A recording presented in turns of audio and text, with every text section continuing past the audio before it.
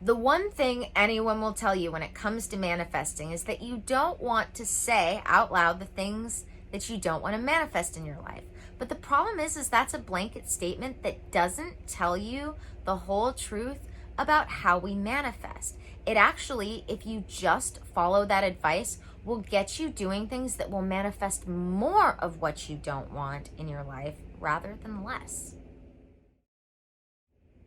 First of all, welcome to my channel. Welcome back to another video. I'm Annie, your Silicon Valley Sage Sister, here to bring consciousness to the forefront of your daily life to make life a little kinder and simpler. And yes, I'm still playing in the fireplace, so you'll see my hands are dirty. They're stained at this point. Price of keeping the house warm. So, over the years, and this is something I was talking about yesterday in my YouTube live, which I was so excited to be talking about. Just this inspired moment I was having that, like, my vibe was so high that electronics were just not working for me yesterday.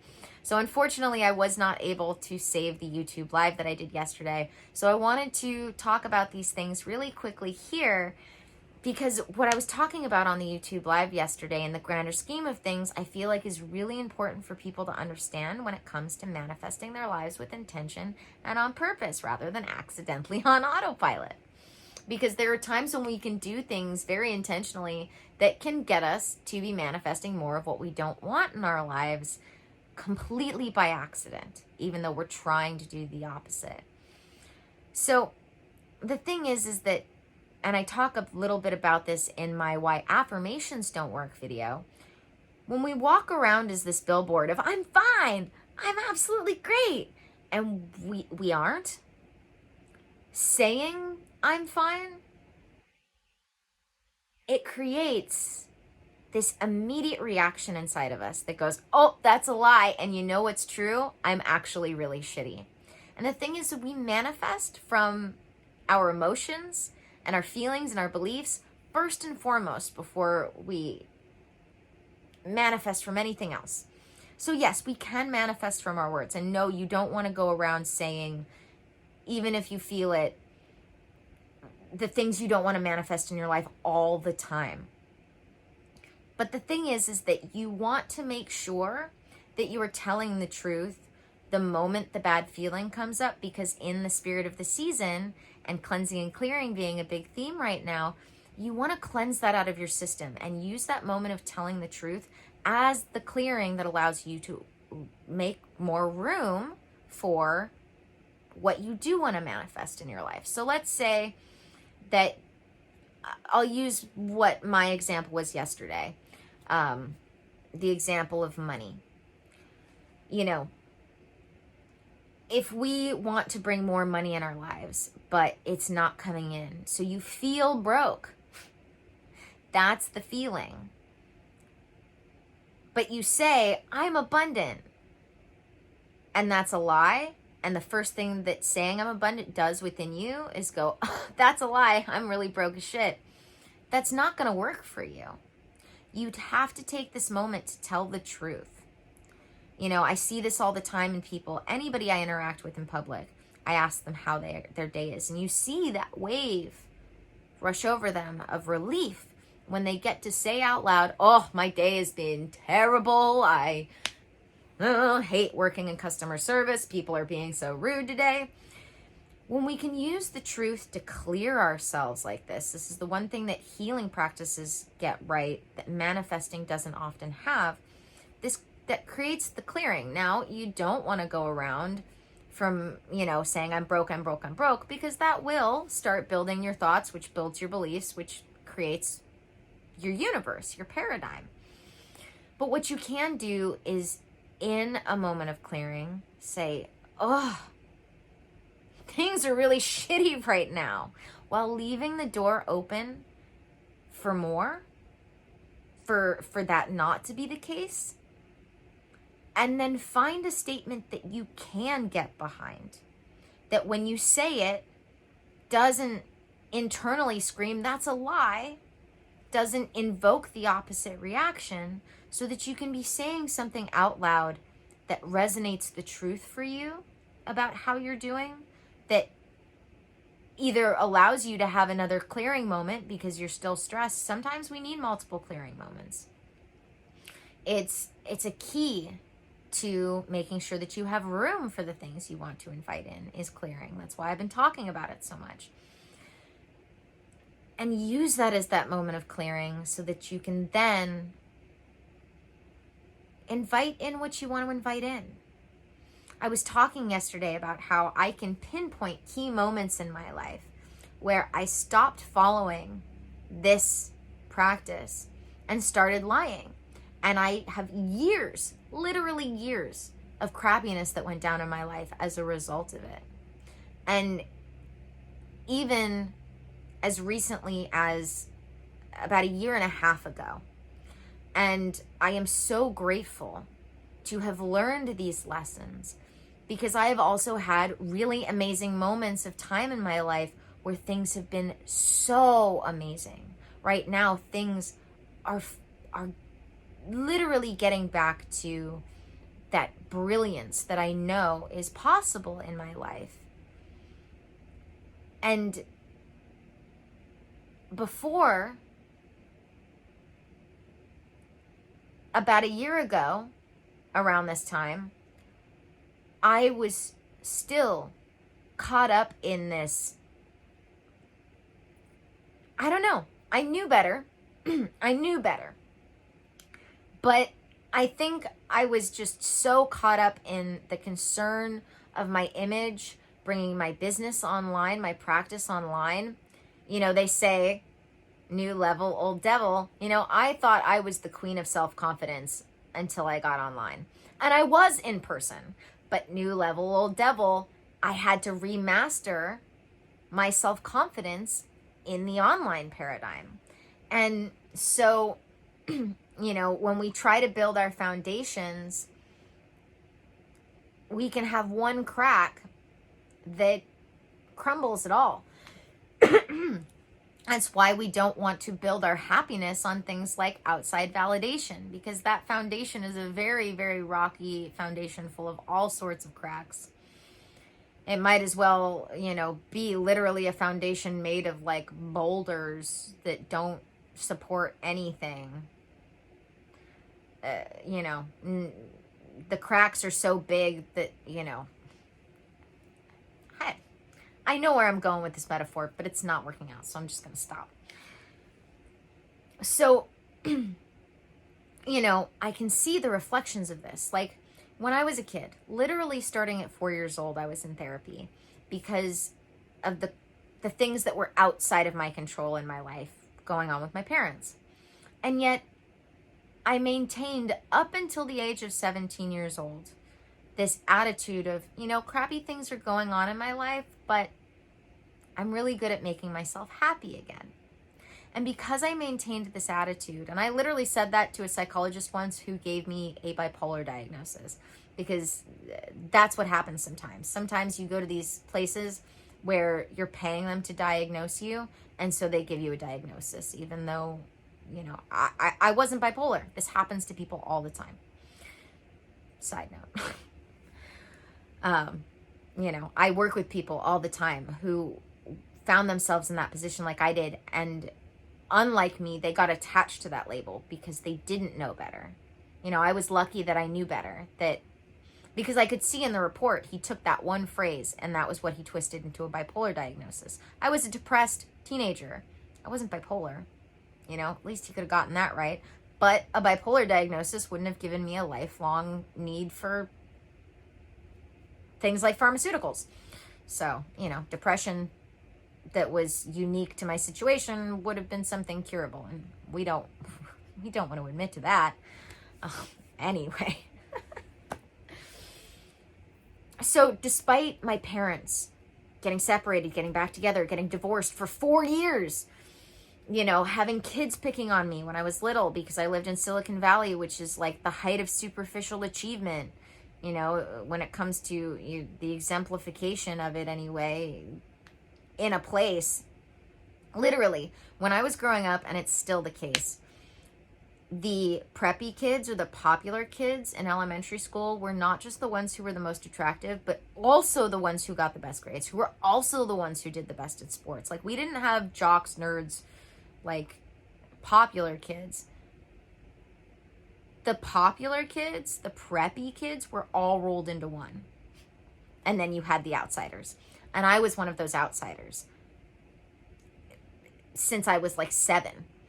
And so at the age of 9, I started adopting adults as friends, and literally only had one girl who was my friend until I was 12. And then she moved away, and I got one other friend that was my age, who I had until I was 17. So despite all of these things, despite my parents having fights and me winding up in the middle, despite, you know, days like, there was one time that I remember distinctly where I was sitting in the living room watching TV and my parents were fighting, and this was what finally sparked their divorce. My mom had locked my dad out of the house, and my dad was standing at the front door with an axe, and he wasn't going to use it. He was just posturing. But because the living room was connected to the front door and we had these big glass windows, my dad looked in at me and said, "Annie, let me in." And I was like, I was trying to just watch TV and ignore them. But when my dad called out to me and told me to let him in, I was like, screw that, bro. Like, this is between you two. I literally got up, turned off the TV, and walked into the other room, into my bedroom, and just sat there quietly and listened. Like, craziness. Like, sheer craziness. Like, there was the time shortly after that I got stranded in San Francisco because my mom went to jail, because my dad called the cops on my mom, because this isn't supposed to be about my parents. This is supposed to be about me. So I love them both. They both did, you know, crappy things. They both did amazing things. All is forgiven. But so, you know, I went through all of this and was still shining bright until I went to Nepal when I was 17. And that was what finally broke me. And it was the first time that I started lying about how I felt. And literally, my whole life got flipped upside down. I went from in college early, like going to college early while finishing my high school diploma, and excited about, you know, understanding that my dharma and my divine purpose was what I thought at that time going to materialize in getting a license in psychology. Even though I still, or already at that time, knew that I wanted to have a holistic practice with my license in psychology. I went to Nepal for a month and literally ended up being abused emotionally. And I don't use that term lightly. I spent the month being, if I wasn't avoiding them, being emotionally abused by the better part of the 24 people, including the adults. Like, the adults that were there as our guardians were sometimes, actually most often, worse to me than the kids were when they were treating me like the scapegoat for everything. So I came back from Nepal and I stopped telling the truth about how I felt. And this started this downward spiral of manifesting what I didn't want in my life. No longer feeling that flame, but having my flame slowly die. And, you know, it never truly dies. There, in the Tao, they say there is no place that God is not. We will always have that in us, even when we can't feel it. It doesn't go away. But I couldn't feel it anymore. And I spent the next 8 years dropping out of high school, and therefore dropping out of college. I became homeless and a heroin addict. And I call this the book that changed my life, Taking the Leap by Pema Chodron. Because one day, encountering this book in the bookstore, it reminded me of just literally looking at the title and sort of skimming through it. I hadn't even read it all the way yet. it reignited that passion and that purpose in me, because those words, taking the leap, I had this moment of divine inspiration. And we say in the fourth way that when it comes to manifesting things using the law of the octave as a metaphor, you have to take 2 divine action steps, and then God will carry you through the next note of the manifestation. So if you consider, the octave is 8 notes, then, as you're going along from note to note to note in the process of manifesting, you take 2 steps, which is 2 notes of divine action, and then God will carry you through, God, source, spirit, cosmic consciousness, whatever you want to call it, will carry you the next note through in the process, because you've taken those 2 divine action steps. And buying this book was what inspired me to start taking those first 2 action steps of going to the outpatient clinic that I went to get clean, and then going back to college. And I started telling the truth again. And I started using these technologies that I had. I had them for a long time, because from the ages of like 7 to 13, I had been seeing this counselor who was getting her license in psychology and her PhD in psychology, who, instead of doing therapy with me, she was teaching me how to do it for myself. And so I had all of these tools. But the one thing I was missing in these tools that allowed me to get to that state after, spending that month in Nepal, was I only knew how to intellectually process my problems. I didn't know how to emotionally process them. And they're key. You have to be able to do both. And so I finally started telling the truth again. I went back to school. I started to get my degree in psychology. I got my life coaching certification from another college, and I started the first incarnation of what is now Blackwood Holistic. And I was making money hand over fist. Like, I had so much money, I felt like Oprah giving out like iPhones to my friends just because I wanted the new iPhone. It was bonkers. And I look around now, and even at that time, I knew that I was like fulfilling this sort of childhood lack fantasy. I was having one of those childhood lack fantasy moments where all of a sudden I could buy myself all the things I wanted as a kid that I didn't have, or all the things that I wanted in the past that I didn't have. And I knew it wasn't going to fill me, but I didn't care. I was doing it anyway. I was having fun.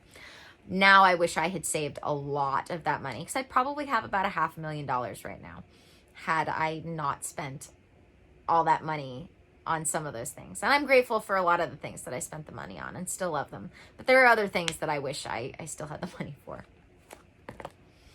But so, I spent 5 years like this. 5 years like this.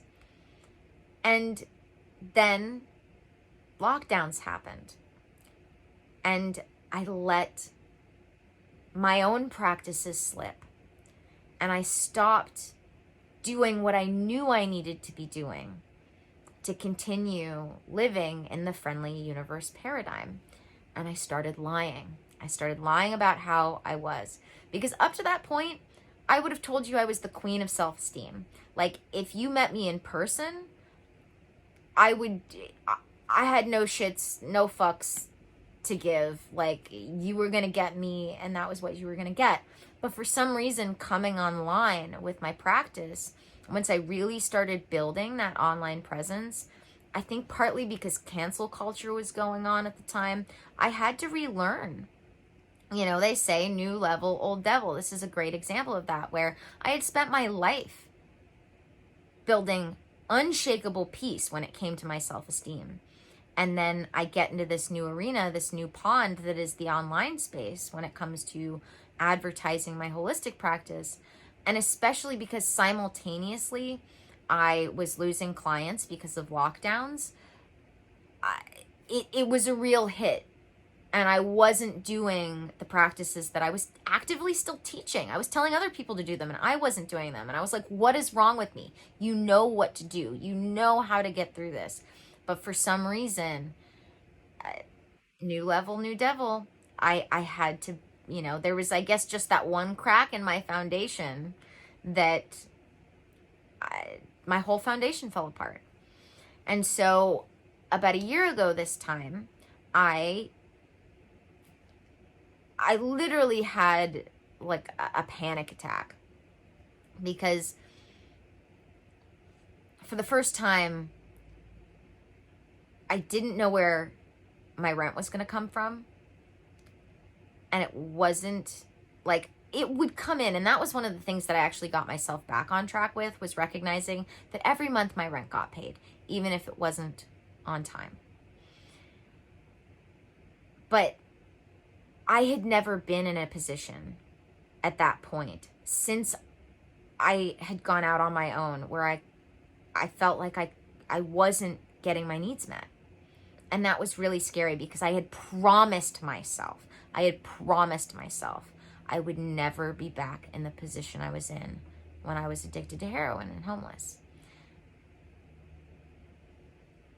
I am so grateful for all of these tools and technologies, and you better believe that you will not catch me slipping again. Because, you know, I've gone the last several months having my rent paid on time. And all because I learned to, without, because I already knew these things. I don't like phrasing it that way, because I knew how to do these things. I guess I should say I relearned. I reminded myself that I needed to do these practices. And I'm about to lose the light, so I'm about to wrap up here. But I taught myself, again, how to, reminded myself that I reminded myself that I do live in a friendly universe that is abundant. And I started doing this practice of, anytime I felt that resistance come up inside me, any of that upset or ickiness, I told the truth. I said, you know what? Things feel bad now, but I know things can be better than this. I know they can. And here's all the evidence of how and why. And then I started forming any sentences. And this is the second trick to this, is getting a statement that you can say, that you can get behind, that reflects the truth to you, that manifests with your words what you want to be manifesting, while not triggering that feeling within you that screams pain and lies. All right. Thank you guys for joining me for another video. There are a few hours left of the flash sale. You know what? I'm feeling inspired. How about this? If you at least drop me a message before, by tomorrow, because the flash sale is going to end tomorrow. I'm opening, I don't know why, I'm feeling inspired. It's really important to me to be of service. And so that's part of why I keep my prices as affordable as I do, because I want to be accessible to people. I want to be affordable, because I know what it's like to need that help and have the people that you want help from be just out of your price range. And I don't want to ever be that for people, as long as I can. So you have the next 24 hours to sign up for the flash sale. If you have any questions, if you reach out to me with your questions now, I will give you the next 24 hours to sign up for the flash sale, because technically it ends tonight. But if you reach out to me within the next 24 hours, and sign up within the next 24 hours, I will still honor those codes. And that's on top of the bonuses that these packages already come with. So if you have any questions about whole health, wellness, holistic healing, why personalization is key, because it is. You know, there's a reason why I don't do courses as my main focus. And that's because we can get the 101 basics. We can have our level of knowledge rise with things like that. But if we want our level of being to match our level of knowledge, it requires personalization. It's key to actually have our level of being match our level of knowledge. So that's why I focus on working with people one-on-one, because that's where I know that I can make the most difference. And I still have my videos, and I have Patreon. That's also why Patreon is as affordable as it is, because I want to always honor that part of my Dharma that's being of service. So, yeah, if you have any questions, feel free to reach out to me. I will honor the codes for another 24 hours if you want to sign up. And as always, because I have 5 spots left, and as always, may the energies you serve you well. Let's keep making our way through, and I'll see you in the next one.